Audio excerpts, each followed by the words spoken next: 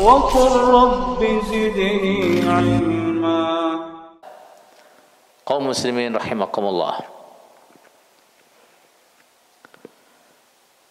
Setiap kali kita di dalam salat, dalam setiap rakaat, kita selalu memanjatkan doa kepada Allah. Doa yang paling besar, yang apabila kita tahu maknanya, doa yang paling penting, yang berkaitan dengan kebutuhan, yang paling darurat, yang paling urgent bagi setiap hamba, yaitu doa kita, ihdinas siratal mustaqim, siratal ladzina an'amta alaihim, ghairil maghdubi alaihim waladdallin. Amin. Kita selalu memanjatkan doa itu dalam satu hari satu malam, tidak kurang dari 17 kali kita mengucapkannya. Bahkan lebih dari itu bila ditambah dengan salat-salat sunnah. Lalu apakah kita paham makna dari doa yang setiap hari kita baca ini? Coba kita pahami bersama arti dari doa ini. Yang pertama, kita minta kepada Allah, ihdinas siratal mustaqim. Ya Allah, tunjukkanlah kami pada jalan yang lurus. Maksudnya adalah jalan yang benar. Kita meminta kepada Allah hidayah. Kita tahu bahwa hidayah dalam bahasa Al-Quran maupun As-Sunnah itu ada dua macam. Yang pertama adalah hidayatud dilalah wal irsyad. Hidayah yang berupa ilmu, pemahaman bahwa inilah yang benar, inilah yang seharusnya saya lakukan, inilah yang baik, ini yang salah, ini yang saya harus hindari, ini yang jelek. Pengetahuan ilmu seperti ini adalah hidayah. Hidayah Allah yang namanya adalah ad-dilalah wal irsyad. Berarti makna dari doa kita tadi, ihdina ya Allah, tunjukkan kepada kami, kita minta apa? Kita memohon kepada Allah ilmu yang bermanfaat, ilmu yang benar, pemahaman yang benar, pengertian yang benar. Itu kita minta kepada Allah. Yang kedua, arti hidayah adalah hidayatut taufik. Hidayah taufik, apa itu? Allah memberikan pertolongannya, Allah memberikan kemudahannya kepada kita untuk mengikuti petunjuk Allah, untuk mengikuti arahan dari Allah, untuk mengamalkan ilmu yang Allah berikan kepada kita. Itu adalah hidayatut taufik. Terkadang, bahkan banyak orang-orang yang berilmu, banyak ilmunya, tapi Allah tidak memberikan taufiknya. Dia tahu ini haram, dia kerjakan. Dia tahu ini wajib, dia tinggalkan. Dia tahu ini yang benar, dia tolak. Dia tahu yang dia tetapi batal, tetap dia bela. Ini Allah tidak memberikan taufiknya.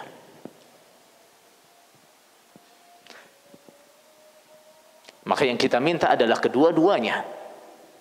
Hidayah yang dalam artian ilmu yang manfaat, dan juga hidayah dalam artian taufik dari Allah Subhanahu wa taala.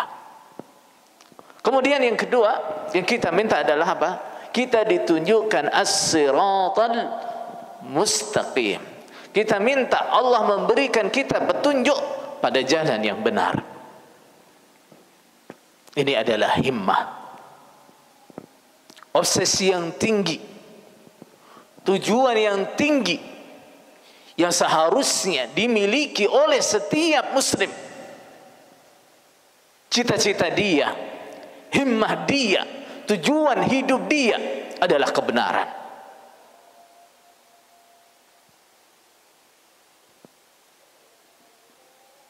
Dan jarang sekali kita menjumpai orang yang seperti ini, menjadikan kebenaran sebagai tujuan utama hidupnya. Sering kita jumpai, dan bahkan itu mungkin kita sendiri sadar ini yang benar, tapi kita tukarkan dengan kepentingan dunia. Sadar ini benar, tapi saya nggak enak dengan tetangga saya. Sadar ini benar, tapi ini kalau saya kerjakan, kalau saya katakan, saya kehilangan kedudukan saya. Sadar ini benar, tapi dia takut. Nanti kalau saya ucapkan ini, fasilitas saya hilang, teman saya hilang, pekerjaan saya hilang, dan seterusnya. Akhirnya dia diam dari kebenaran. Bahkan lebih buruk lagi, dia berani melawan, dia berani menentang. Ihdinas siratal mustaqim. Ya Allah, tunjukkanlah kami kepada jalan yang benar. Lalu apa jalan yang benar itu? Bagaimana manhaj yang benar itu? Allah memberikan jawabannya. Siratal ladzina an'amta 'alaihim. Jalan orang-orang yang telah Engkau beri nikmat. Siapa saudara? Diterangkan dalam ayat lain, minan nabiyyin was-siddiqin wasyuhada'i was-salihin.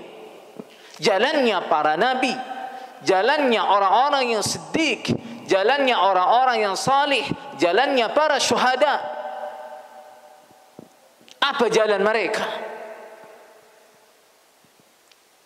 Jalan mereka dijelaskan oleh para ulama, para ahli tafsir. Nah, dan apabila kita juga memperhatikan ayat-ayat, kita perhatikan juga sunnah-sunnah Rasulullah sallallahu alaihi wasallam, adalah jalan mereka beramal berdasarkan ilmunya, berusaha untuk mengetahui apa yang menjadikan Allah ridha, berusaha untuk mengetahui apa yang menjadikan Allah murka, berusaha mengetahui apa yang menjadi kewajibannya, berusaha mengetahui apa yang Allah tidak ridha dia kerjakan. Lalu dia beramal, beribadah, hidup di atas pemahamannya ini. Inilah jalannya para nabi, inilah jalannya para syuhada, inilah jalannya orang-orang saleh yang kita minta setiap hari. Kemudian kita berlindung juga dari jalan yang merupakan kebalikan dari jalan ini. Ghairil maghdubi alaihim waladhdallin. Bukan jalannya orang-orang yang engkau murkai, dan bukan jalannya orang-orang yang tersesat. Kalau kita baca kitab-kitab tafsir, Yang dimaksud al-maghdub alaihim adalah orang-orang Yahudi. Apa sifat mereka sehingga Allah memurkai mereka? Sifat mereka yang paling menonjol adalah mereka adalah orang-orang yang berilmu. Sebelum datangnya Rasulullah sallallahu alaihi wasallam, mereka sudah pegang kitab dari Allah. Mereka sudah pegang Taurat. Mereka sudah pegang Injil. Tapi kitab itu mereka tinggalkan. Ilmu itu mereka tinggalkan. Mereka lebih memilih mengikuti hawa nafsunya. Maka pengertian al-maghdub alaihim, orang-orang Yahudi, ini juga berarti kepada siapapun yang mengikuti perilakunya orang-orang Yahudi. Punya ilmu banyak, tahu mana yang benar, mana yang salah, mana yang wajib, mana yang haram, tapi tidak pedulikan, lebih mengikuti hawa nafsunya. Kemudian ad-dallin, orang-orang yang tersesat. Siapa mereka? Disebutkan mereka adalah orang-orang Nasrani. Kenapa? Sifat mereka itu beribadah tanpa dasar ilmu. Coba kalau kita perhatikan akidah atau ajaran-ajaran orang Nasrani, secara dalil salah, secara logika gak masuk. Tapi itu tetap mereka yakini, tetap mereka pegang teguh. Mereka beribadah tanpa dasar ilmu. Kita juga berlindung dari Allah dari jalan seperti ini. Jangan sampai kita orang-orang yang punya semangat untuk ibadah, orang-orang yang punya semangat dalam jalan kebaikan, akan tetapi tersesat karena tidak punya ilmu. Tersesat karena tidak membekali diri dengan ilmu. Aqulu ma tasma'un wa astaghfirullah li wa lakum min kulli dhanbin fastaghfiruh innahu huwal ghafurur rahim.